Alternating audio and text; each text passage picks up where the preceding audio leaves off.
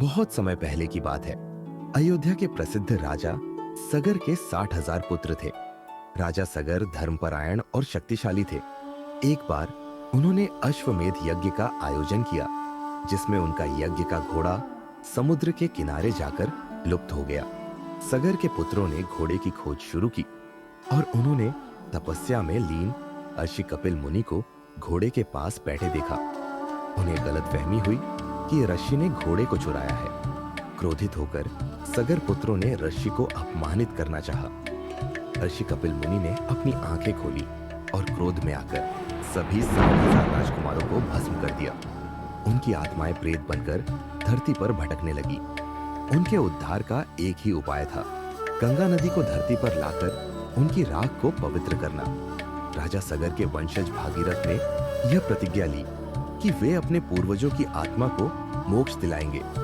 इसके लिए उन्होंने हिमालय की कड़ी ठंड में जाकर घोर तपस्या शुरू की।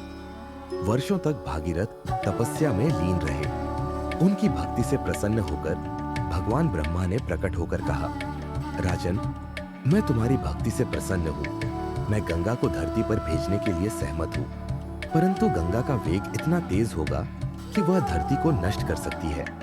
तुम्हें भगवान शिव की शरण में जाना होगा। भागीरथ ने भगवान शिव की घोर तपस्या की। शिव जी प्रसन्न हुए और बोले, भागीरथ, मैं गंगा को अपनी जटाओं में धारण करूंगा और उसके प्रचंड वेग को नियंत्रित करूंगा।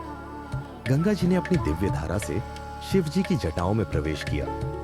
शिव जी ने अपने बालों से गंगा की एक कोमल धारा धरती पर बहने दी। गंगा की धारा ने हिमालय से होकर भागीरथ के पीछे पीछे बहते हुए उन स्थानों को पवित्र किया जहां उनके पूर्वजों की राख पड़ी थी। जैसे ही गंगा की धारा ने उन 60,000 पूर्वजों को स्पर्श किया, वे प्रेत योनि से मुक्त होकर स्वर्ग को प्राप्त हो गए। भागीरथ का तप सफल हो गया। उसी दिन मकर संक्रांति का पावन पर्व था। जब गंगा धरती पर उतरी थी, तभी से मकर संक्रांति को पवित्रता, त्याग और समर्पण का प्रतीक माना जाता है। भागीरथ की कहानी हमें सिखाती है कि सच्ची निष्ठा और कठिन परिश्रम के आगे देवता भी झुक जाते हैं। यदि मनुष्य अपने कर्तव्य को पूरी श्रद्धा और समर्पण के साथ निभाए, तो असंभव भी संभव हो सकता है। सच्ची भक्ति और तप से संसार के सबसे बड़े संकट भी समाप्त हो सकते हैं। अगर आपको यह कहानी पसंद आई हो, तो वीडियो को लाइक करें, चैनल को सब्सक्राइब करें और बेल आइकन दबाएं, ताकि आप हमारी नई कहानियों की नोटिफिकेशन सबसे पहले पा सकें।